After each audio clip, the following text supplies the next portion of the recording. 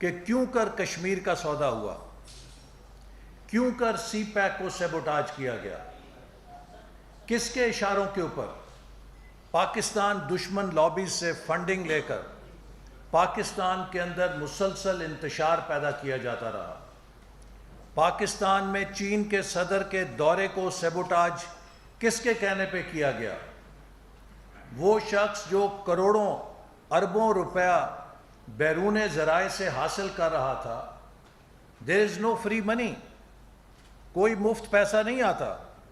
جو پیسہ آتا ہے اس کے ساتھ ایک ایجنڈا اور فرمائش بھی آتی ہے۔ عمران خان پاکستان کی دشمن لابیز سے فنڈنگ حاصل کر کے مسلسل پاکستان میں انتشار اور پولرائزیشن کی سیاست کے ذریعے پاکستان کی معیشت کے ساتھ کھیل رہا تھا۔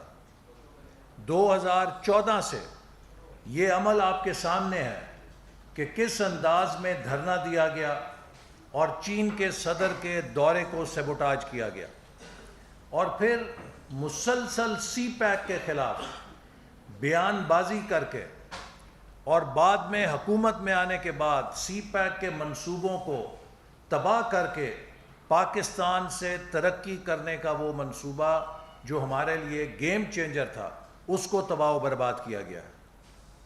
آج سمجھ آ رہی ہے کہ کیوں کر بھارت کو فری وے دی گئی کہ وہ 5 اگست 2019 کو کشمیر کو یک طرفہ طور پہ اینیکس کر لے۔ بھارت کو سفارتی سطح پہ کسی قسم کی کوئی مخالفت کا سامنا نہیں کرنا پڑا، اور عمران خان صاحب صرف ایک آدھی تقریر کر کے ٹھنڈے ہو کر بیٹھ گئے، اور وہ جمعے کے جمعے یا ہفتہ وار جو احتجاج کرنا تھا وہ بھی ہوا میں غائب ہو گیا۔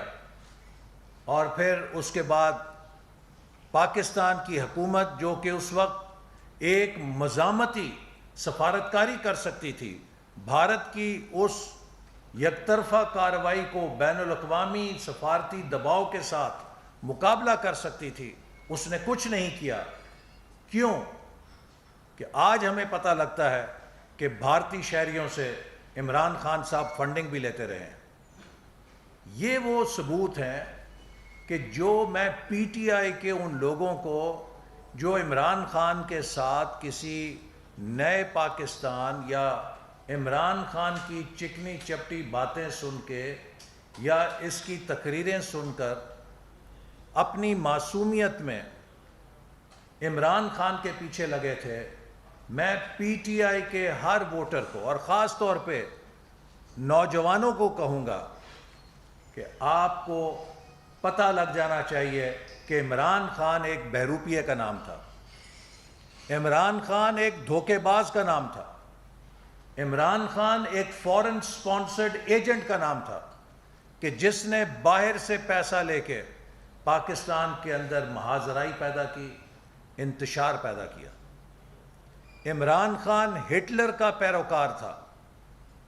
ہٹلر نے بھی جرمنی کے اندر پروپیگنڈا کا سہارا لے کر اپنی تقریروں سے پوری جرمن قوم کو اپنے پیچھے لگا لیا تھا، لیکن اس نفرت کی سیاست، اس پولرائزیشن کی سیاست جو ہٹلر نے جرمنی میں کی تھی، ہٹلر نے جرمنی کی قوم کو تباہ نہیں کیا، آدھی دنیا کو بھی تباہ کیا، اور آخر میں خود بھی نشان عبرت بنا۔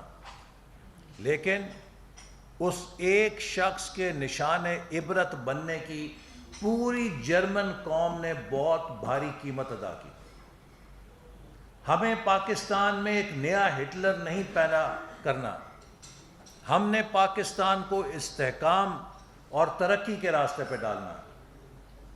آج میں چیلنج کرتا ہوں کہ عمران نیازی اس بات کو جھٹلائے کہ 1 اپریل کو وزارت خزانہ نے ترقیاتی بجٹ کی آخری سہ ماہی کی قسط جاری کرنے سے انکار کر دیا تھا کہ ہمارے پاس پیسے نہیں ہیں۔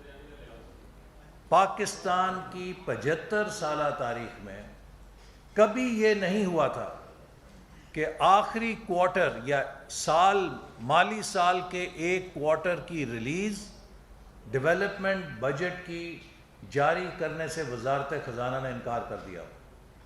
یہ اسی صورت میں ہو سکتا ہے کہ جب وزارت خزانہ کا خزانہ خالی ہو گیا تھا. تو ہماری حکومت تو 12 اپریل کو آئی ہے. 1 اپریل کو پاکستان کا خزانہ خالی ہو چکا تھا. یہ وہ انجام ہے جو عمران خان پاکستان کا بنا کر چھوڑ کر گیا. ہم نے ایک مشکل صورتحال کے اندر اس ملک کو سنبھالا. اگر ہم اپنی سیاست دیکھتے تو عمران خان کو نکال کر ہمیں 1 مہینے میں انتخابات کے اندر چلے جانا چاہیے تھا. لیکن اگر ہم انتخابات میں جاتے تو 4 مہینے کے لیے پاکستان میں بے یقینی کا راج ہوتا، چونکہ نگران حکومت کوئی پالیسی فیصلے نہیں کر سکتی. 3 ماہ الیکشن مہم اور 1 ماہ حکومت سازی کا. 4 مہینے کی پاکستانی معیشت میں سکت نہیں تھی کہ اس کو انڈیسیژن کے حوالے کیا جائے اور IMF کے ساتھ پالیسی ڈائیلاگ ریزیوم نہ کیا جا سکے، چونکہ پاکستان کو واپس بین الاقوامی فائنینشیل مارکیٹس کے ساتھ اپنا تعلق بحال کرنا تھا تاکہ انٹرنیشنل انویسٹرز، پاکستان کے دوست ممالک، سب کا پاکستان پر اعتماد بحال ہو. لیکن یہ راستہ مشکل اور کٹھن تھا، چونکہ عمران خان جس طرح کی تباہی معیشت کی کر کے گیا تھا، اس کا کریکٹیو ایکشن کوئی چاکلیٹ یا ٹافیوں کے ساتھ نہیں ہو سکتا تھا. جب آپ کسی کی ٹانگیں بازو توڑ کے زخمی کر کے اسے پھینک دیں تو اس کا علاج تکلیف دہ ہوتا ہے. پاکستانی معیشت کو بدترین حالت میں پھینک کر عمران خان اقتدار سے نکل گیا. لیکن جب پاکستانی معیشت کو بحال کرنے کی حکمت عملی بنانی پڑی تو اس کے اندر بہت مشکل اور کٹھن فیصلے تھے. خاص طور پہ جبکہ بین الاقوامی حالات بھی بہت دگرگوں ہو چکے تھے. یوکرین کی جنگ نے تیل کی، گندم کی تمام ایک سپر سائیکل جو آیا جس نے تمام کموڈٹی آئٹمز کی قیمتوں کو آگ لگا دی، ان حالات کا بھی ہمیں سامنا تھا. اور IMF کے ساتھ بات چیت بحال کرنے کی ایک شرط یہ تھی جو عمران نیازی کی حکومت طے کر کے گئی تھی کہ سبسڈی کو ختم کریں گے. لہٰذا ہمیں اس معاہدے کو بحال کرنے کے لیے فیول سبسڈی ختم کرنی پڑی. 1 ماہ کے اندر 100 روپے کا اضافہ کسی سیاسی حکومت کے لیے آسان فیصلہ نہیں ہوتا. لیکن ہم نے اپنی قومی ذمہ داری ادا کرتے ہوئے اپنے پولیٹیکل کاسٹ، اپنی سیاسی مقبولیت کی قیمت کے اوپر وہ فیصلہ کیا جو پاکستان کی معیشت کو بچانے کے لیے ناگزیر تھا. ہمارے سیاست میں بال سفید ہو چکے ہیں. ہمیں اتنا پتہ ہے کہ کس فیصلے سے لوگ خوش ہوتے ہیں اور کس فیصلے سے لوگ ناراض ہوں گے. جب آپ فیول سبسڈی ختم کریں گے تو یقیناً اس کا ملک میں کچھ عرصے کے لیے ایک شارٹ ٹرم کے اندر مہنگائی کا امپیکٹ آئے گا. لیکن جب ملک کی معیشت مستحکم ہو جائے گی، ملک کی معیشت بحال ہو جائے گی، تو پھر آپ مہنگائی کو بھی نیچے لے کر آ سکتے ہیں. میں اللہ کے فضل سے کہہ سکتا ہوں کہ وزیر اعظم شہباز شریف صاحب کی قیادت میں اور خاص طور پہ وزیر خزانہ مفتاح اسماعیل صاحب کی محنت سے اور پوری ٹیم جس میں کولیشن کی ٹیم، کیبنٹ شامل ہے، سب کے ٹیم ورک کے ساتھ اب پاکستان معاشی بحالی کے سفر پہ گامزن ہے. جب ہم نے حکومت سنبھالی تو لوگ شرطیں لگا رہے تھے کہ پاکستان کتنے دنوں میں سری لنکا کے انجام کو پہنچے گا. آج اللہ کے فضل سے ہم کہہ سکتے ہیں کہ پاکستان سری لنکا کے انجام سے خطرہ ٹل چکا ہے اور پاکستان ایک بحالی کے سفر کی طرف گامزن ہے.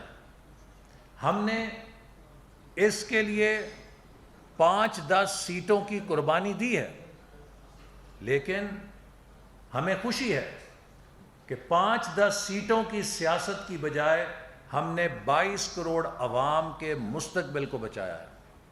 اگر خدا نہ خواستہ ہم بروقت اقدامات نہ اٹھاتے اور پاکستان میں معیشت پگھل جاتی تو اس کے جو اثرات ہونے تھے وہ آج کی مہنگائی کے مقابلے میں کئی گنا زیادہ مہلک عوام کے لیے ہوتے.